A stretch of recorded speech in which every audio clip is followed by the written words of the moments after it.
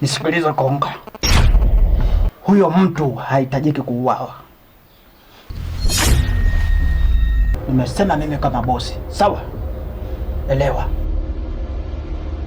hana hatia.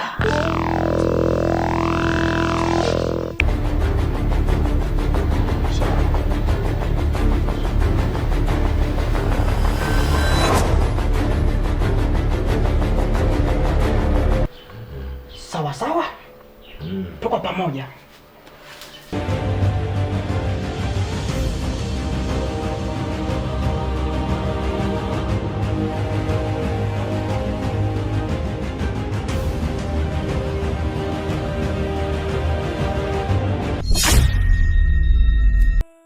Nimekukosea mama, naomba unisamehe. Ninachofia mama, bado taponi balana. Nimekukosea mama, naomba unisamehe. Ninachofia mama, bado taponi balana.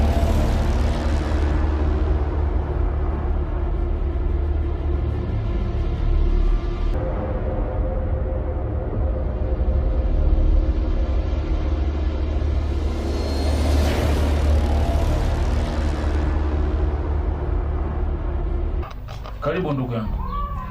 Asante. Daktari, vipi lakini hali ya mgonjwa wangu? Tunamshukuru Mungu, mgonjwa wetu anaendelea vizuri, lakini hajapata fahamu, ila Mungu ni mwema, anapoendelea anatupa matumaini. Karibu. Asante. Daktari, nisi kuna kitu kiko sawa. Kitu gani kwa kiko sawa? Kwa sababu muda nilipokuwa kwenye chumba cha mgonjwa, nesi aliniambia nitoke kidogo kwa dakika 5. Lakini nimerudi nimekutana na mtu ambaye moshini yake kweli imechangia sana. Yaani ni mtu ambaye yuko haraka sana na anaonekana ametoka kufanya kitu kibaya. Mtu gani? Sura sijamtambua, lakini naweza nikazungumzia kuhusu mavazi. Nieleze. Alikuwa amevaa tisheti ya njano, alafu na suruali ya pinki. Sasa usoni sikufanikiwa kumuona vizuri kwa sababu alikuwa amejifunika na kwa speed sana.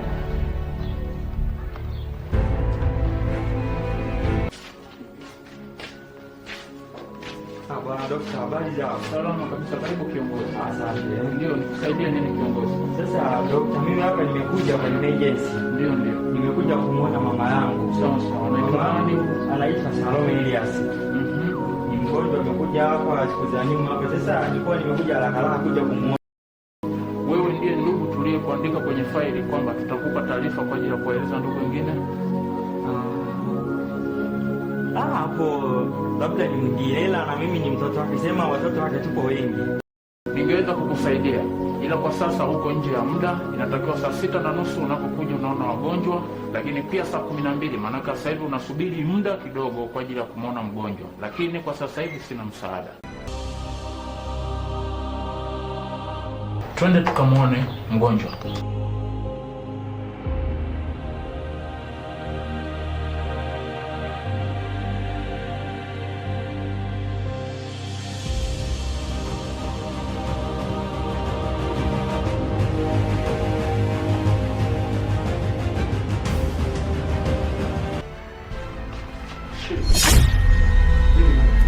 Sister, nini kimetokea kwa mgonjwa wetu? Naomba nikupe simu.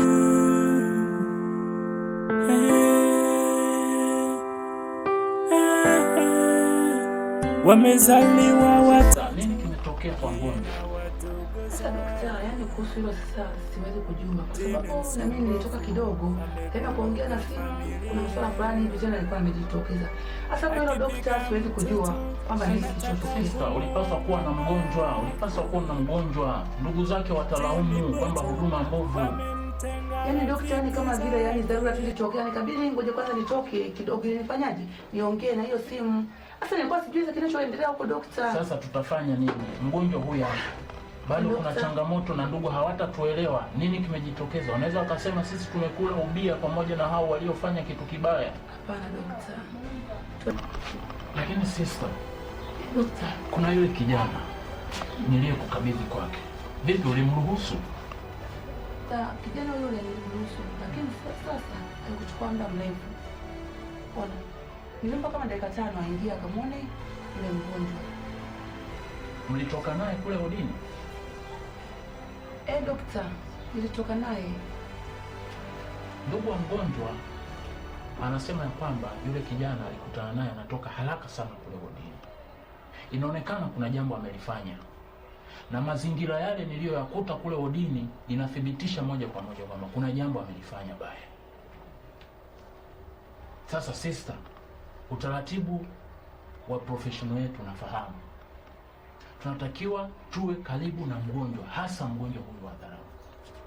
Mgonjwa huyu anatakiwa kulindwa kulingana na mazingira ya kazi yetu. Sasa ulitoka, lakini sio mbaya, naomba tulishughulikie. Hakikisha kwamba tunapata taarifa zote kuhusu.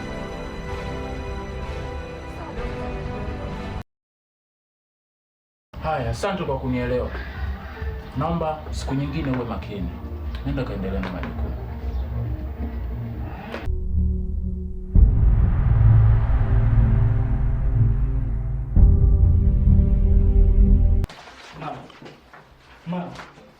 Mama. Kijana, usiwe na hofu. Tunaendelea kushughulikia, mama yuko vizuri na atakaa sawa. Wala usijali. Sisi ni madaktari, tutalishughulikia jambo hili. Wala usijali. Nina mashaka sana. Mashaka gani? Siwezi nikampoteza mamangu. Wala usijali, yuko mikono salama. Atakaa vizuri, wala usijali. Lakini daktari, kuna kitu ambacho nilikuwa nataka tuzungumze. Nieleze ndugu yangu. Kwa sababu kuna mistake inahisi hivi. Mimi nilikuwa nataka nikuombe kitu kimoja. Karibu. Hapa amani imepotea. Kuna sababu ambazo zinanifanya mimi nilikuwa naomba kama utojali. Unipe msaada wako. Yaani msaada gani? Mgonjwa wangu asiendelee kutibiwa hapa, bali kuna sehemu nataka nimpeleke ili utakuwa unakuja na mtibu kule. Hapa sio salama tena. Sasa kaka, utaratibu wa kituo ni kwamba ndugu anavyoamua kumtoa mgonjwa kwenye huduma za afya, huwa tunamruhusu kwa ridhaa yake, sio ridhaa ya madaktari. Tunamruhusu kwa ridhaa yake, sio ridhaa ya madaktari. Kinachotokea chochote huko mtaani atakapopelekwa, kituo chetu hakihusiki kwa namna yoyote. Kwa hivyo kama kutakuwepo na jambo lolote, unatoka. Anyway, kuhusu hiyo sijali. Mimi ninachotaka ni mamangu awe salama. Sawa daktari? Usijali. Mimi naomba tufanye hivyo. Sawa, tusikilize. Haina noma. Nashukuru sana kwa mtaani. Haya, sawa.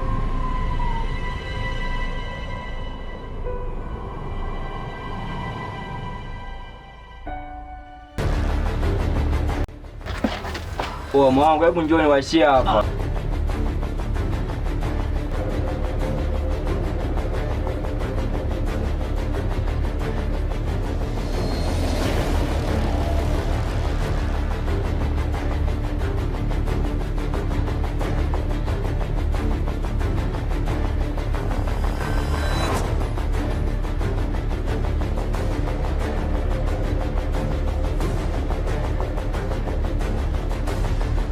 Nalomba wanangu takuchoma lo.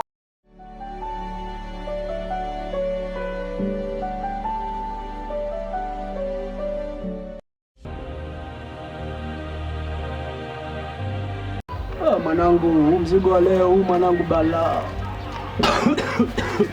Mwanangu tulia, unaenda lesi. Mwanangu ni kali mwanangu. Nipeleke mbali, nipeleke. Tena. Maniga. Hola. Ni aje? Shwari. Mimi bosi tulia basi, nikiingia unakaa kimya. Shida nini? Zamani bosi ndio basi sijakuona. Unaongea sana. Basi stress kidogo imepanda. Unawashia. Sasa bosi hapo mambo full. Ile issue niliyokupanga vipi inaendaje ile? Issue dalali, unajua nini? Hicho mwanangu kidogo imeyumba. Kwa serious nilikuwa nakuongelesha, unaona imeyumba nini? Kuelewa boss. Kwa hiyo nimekupanga mimi unaniletea mada za kuyumba hapa. Boss, sikia nikwambie. Hebu tulia. Ile issue ya bibi mkubwa umeshamalizana nayo? Sema nini bosi? Kuna kitu kinafeli. Nini? Uzembe huu. Hapana, sio uzembe bosi. Ila mimi ninapokuomba nipe chance siku moja, mimi nitamaliza hiyo kitu. Kila siku moja. Siku moja gani hiyo? Au bangi ndio umeitanguliza kuliko kazi? Temu hii bosi sitakuangusha. Shut up. Kazi haiendi hii. Alafu unaniambia siku moja. Nini unafanya? Kipindi hiki bosi sitakuangusha. Embo. Ambie. Hiyo kazi mnafanya kazi gani nyinyi? Hiyo kazi imebidi tumefeli kidogo. Kwa sababu kuna vigezo fulani ambazo vimejitokeza pale. Kwa hiyo bosi, sasa inatakiwa twende taratibu. Tutafanikisha tu hilo swala, usijali. Hiyo kazi inafelije hiyo? Tutafanikisha tu bosi, usijali. Kuna kitu fulani ambacho kimejitokeza pale. Nafanya masiala sana kwenye kazi yani. Haiwezekani kazi ndoko kama ile inafeli. Afistosha huko ndani. Wewe ndio manager pale. Unapigia zako mipasi pale, unamaliza na kazi ndogo ile pale. Alafu bado naambia imefeli. Nafelije yani? Alafu mko wawili. Unakuja kuniwaza wewe. Ndizo vizuri, yani iko hivi. Mchongo umebuma, lakini sema nini? Ndio kazi nimeshapanga, naingia mimi mwenyewe kwenda kumaliza kila kitu. Hawa ni watoto wadogo tu wanafanya masiala, na mimi nishawaambia mkifanya kazi kwa weledi, mimi nitawapa 30% ya mshahara wangu. Umeona? Sasa umeniangusha, sio mimi nishapanga kila jambo bosi. Na mimi bosi unanijuaga sina matani kwenye kazi. Unanielewa? Nikwambie kitu wewe. Sawa.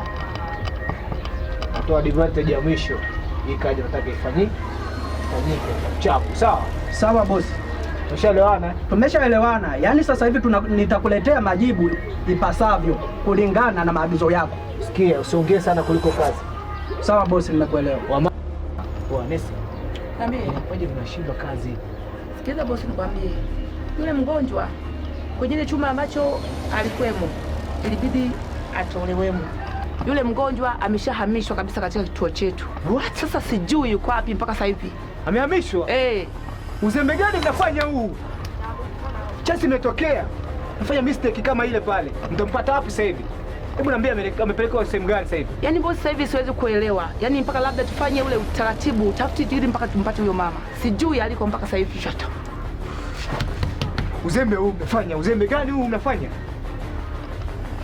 Chasi ndogo kama ile pale mnashindwa kufanya. Kwa nini? Oh my God. Shut up.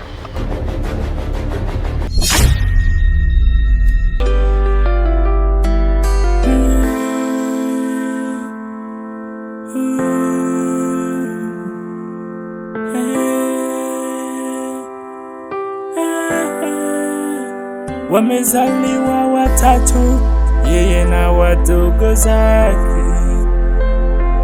Jimmy msumbufu amevuruga familia, akipiga mtoto anataka kumuua mama yake. Jimmy Boto wamemtenga rafiki zake.